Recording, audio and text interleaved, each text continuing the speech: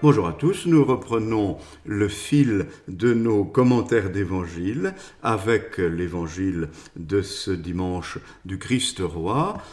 Malgré la fête, c'est la suite exacte du chapitre 25 de Saint Matthieu que nous avons lu ces 2 derniers dimanches. En voici le texte, donc ce sont les derniers versets, 31 à 46, du chapitre 25 de Saint Matthieu. En ces temps-là, Jésus disait à ses disciples, « Quand le Fils de l'homme viendra dans sa gloire, et tous les anges avec lui, alors il siégera sur son trône de gloire. Toutes les nations seront rassemblées devant lui. Il séparera les hommes les uns des autres, comme le berger sépare les brebis des boucs. Il placera les brebis à sa droite et les boucs à sa gauche.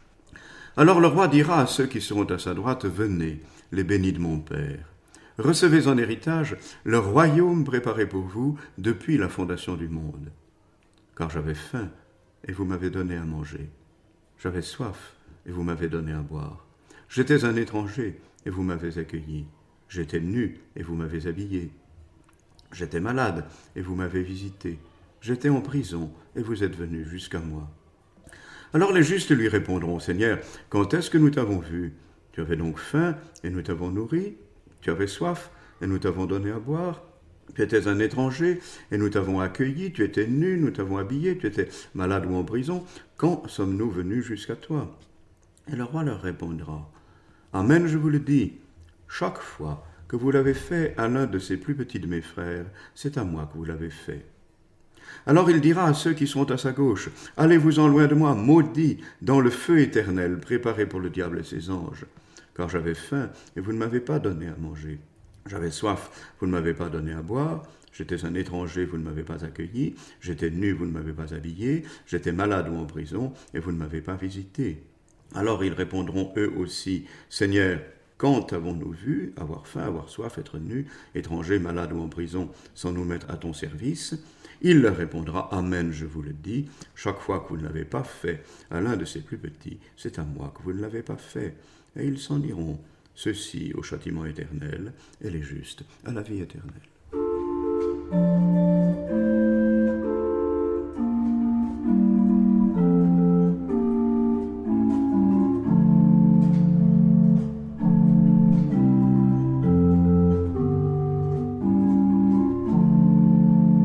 Voilà donc ce récit qui est dans la continuité en fait logique des 2 paraboles que nous avons lues les 2 dimanches précédents, qui étaient en fait tout orientées vers la fin des temps, le retour du Seigneur.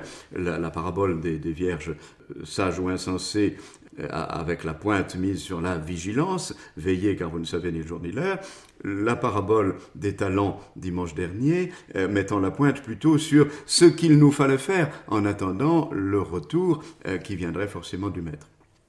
Là, en fait, on n'est plus dans une parabole à proprement dite, parce qu'une parabole, c'est une histoire qui, à travers une histoire, veut nous faire comprendre autre chose. Là, on est devant une représentation, une visualisation en quelque sorte de la scène du jugement dernier. C'est tellement visuel d'ailleurs que si on prend l'histoire de l'art, cette scène de Matthieu 25, elle a été représentée des quantités de fois, que ce soit sur les tympans des églises romanes comme à Conques, qui est un des chefs-d'œuvre du genre, ou dans les fresques des églises gothiques. On pourrait presque aller jusqu'à les fameuses fresques de Michel-Ange à la Sixtine, avec cette mise en scène du Christ souverain. C'est pour ça aussi d'ailleurs, le roi dira à ceux qui sont à sa droite ou à sa gauche, c'est à cause de cette mention du roi que l'évangile aussi tombe tout à fait opportunément pour la fête de Christ roi. Donc cette mise en scène, le Christ, les anges qui rassemblent les élus, et les élus et les réprouvés placés à droite et à gauche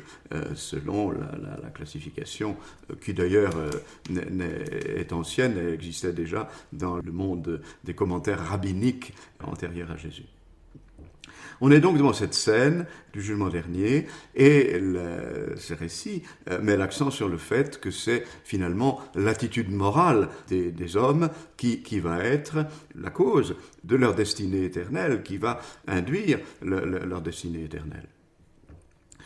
Il y a des exégètes ingénieux qui ont supposé que cette scène de Matthieu 25 pourrait se rapporter au salut des non-croyants, en faisant remarquer que aussi bien les justes que les maudits s'étonnent de la parole du roi. Mais Seigneur, quand est-ce que nous t'avons vu avoir faim et soif, etc., etc., et nous sommes venus à ton service ou nous ne sommes pas venus à ton service. Et les exégètes font remarquer que le fidèle qui a lu l'Évangile sait que quand il agit bien envers ses frères, il agit envers le Christ. Alors, c'est assez ingénieux comme supposition. Je crois en réalité que cette scène nous parle des conditions du salut de chacun et aussi sans doute des non-croyants, mais les disciples ne sont pas exempts des mêmes obligations morales, comme le dira bien plus tard, au XVIe siècle, saint Jean de la Croix, au soir de notre vie, nous serons jugés sur l'amour. Et ce que cette parabole nous enseigne, c'est que nous serons jugés, en effet, sur l'amour, nous serons jugés par l'amour infini, l'amour miséricordieux, mais si nous n'avons pas mis le moindre geste d'amour dans nos propres vies, nous ne pourrons pas entrer dans cet amour. C'est assez clair, ça ne demande pas d'explication, il me semble, supplémentaire. Après, il faut quand même faire remarquer un certain nombre de choses. Et il y a deux mentions qui sont curieuses, et c'est Saint Irénée. Donc, Saint Irénée de Lyon, on est à la fin du second siècle, dans son fameux traité contre les hérésies, qui fait remarquer cela. Lorsque le Christ parle du royaume dans lequel les justes vont être accueillis, c'est la même image d'ailleurs aussi que celle à la finale de la parabole des talents, hein, quand le maître dit « rentre dans la joie de ton maître ». Voilà, là le roi dit « recevez le royaume qui a été préparé pour vous depuis le commencement du monde ». C'est très intéressant la formule apokataboles dans le grec l'évangile, le dessein de Dieu est que les hommes entrent en communion avec lui, et ce dessein de Dieu, ce dessein du Père, hein, venez les bénis de mon Père, il n'est absolument antérieur à tout, c'est-à-dire que l'œuvre de la création du monde, comporte aussi, de la part du Créateur, le désir de voir les hommes réunis dans son royaume. C'est même indépendant, si vous voulez, de la faute originelle, de la question du péché d'Adam. En fait, c'est dans le dessein de Dieu depuis l'origine. On retrouverait ça d'ailleurs dans les grandes épîtres pauliniennes, l'épître aux Éphésiens, l'épître aux Colossiens. Il nous a choisis dans le Christ, béni soit le Dieu et Père de notre Seigneur Jésus-Christ, il nous a choisis dans le Christ avant la création du monde, même avant la création du monde, pour que nous soyons saints et irréprochables en sa présence dans l'amour. Donc il y a cette idée qui est merveilleuse de ce choix de Dieu qui se fait avant même l'existence du monde en faveur de ses enfants. Et ce qui est le plus astucieux encore dans les remarques de saint Irénée, c'est, à propos des maudits, allez-vous-en loin de moi, maudits, dans le feu éternel qui a été préparé pour le démon et pour ses anges. C'est-à-dire que, Irénée fait remarquer très, très justement, le feu éternel n'a pas été préparé pour l'homme. La désobéissance à Dieu, c'est d'abord la désobéissance des anges, du démon. Et le feu éternel, il abrite les anges déchus, les démons qui se sont séparés de Dieu. Si des hommes s'y retrouvent, c'est pourtant pas pour eux que ça avait été prévu. Et c'est assez intéressant de noter ça. On en revient toujours à ce que disait le grand théologien Hans Urs von Balthasar. L'enfer existe sûrement, parce que l'enfer est la condition de notre liberté. Si nous ne sommes pas libres de dire non à Dieu jusqu'au bout, nous ne sommes pas libres du tout.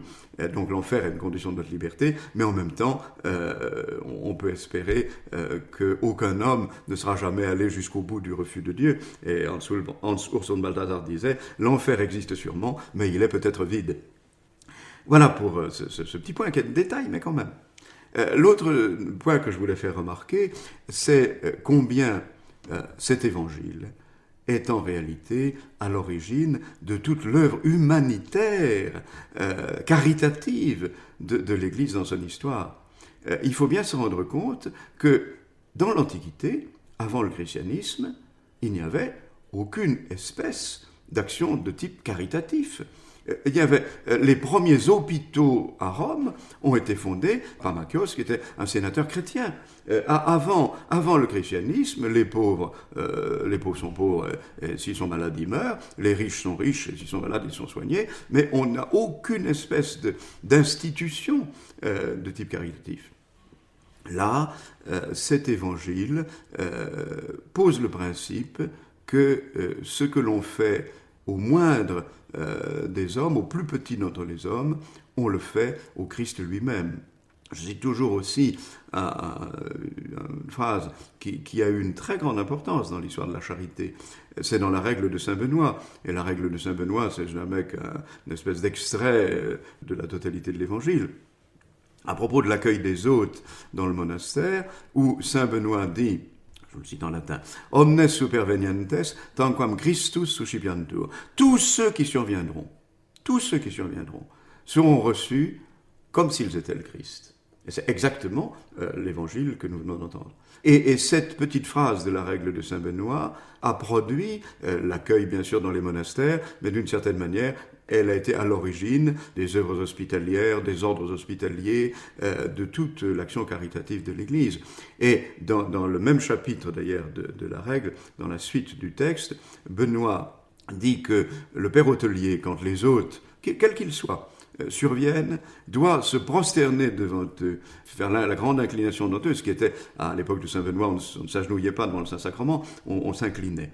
Eh bien, ce geste, Benoît le commente, là encore je vous le cite en latin, « Ut ineis Christus adoretur, qui et suscipitur » Le père hôtelier se prosterne devant eux pour qu'en eux, le Christ qui est reçu soit adoré. Donc, on a cette idée qui est extraordinaire, que la présence du Christ dans les pauvres n'est pas moindre en quelque sorte que sa présence réelle, bien sûr, dans l'Eucharistie. Ce sont des points qui ne peuvent que nous toucher fortement. Au soir de notre vie, nous serons jugés sur l'amour. Et si nous ne mettons pas dans notre vie cet amour au nom du Christ, en voyant le Christ dans chacun de nos frères, nous sommes en dehors de l'Évangile.